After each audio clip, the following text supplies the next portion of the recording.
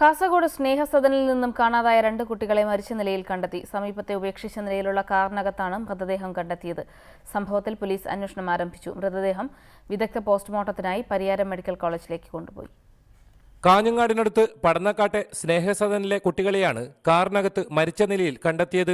രാമണീശ്വരം സ്വദേശിനി സൗമ്യയുടെ മകൻ അഭിഷേക് 7 വയസ്സ്, ചിറ്റാരിക്കാൽ കണ്ണിവയൽ സ്വദേശി ജോഷിയുടെ മകൻ ജെറിൻ 5 വയസ്സ് എന്നിവരെയാണ് മരിച്ച നിലയിൽ കണ്ടെത്തിയത്. കുട്ടികളെ കാണാതായ പരാതിയെ തുടർന്ന് ഹോസ്ദുർഗ് പോലീസ് നടത്തിയ അന്വേഷണത്തിനിടെ കാറിനകത്ത് മരിച്ച നിലയിൽ കണ്ടെത്തുകയായിരുന്നു. ശ്വാസം മുട്ടി മരിച്ചതാണെന്ന് പ്രാഥമിക നിഗമനം. സംഭവത്തിൽ പോലീസ് അന്വേഷണം ആരംഭിച്ചു.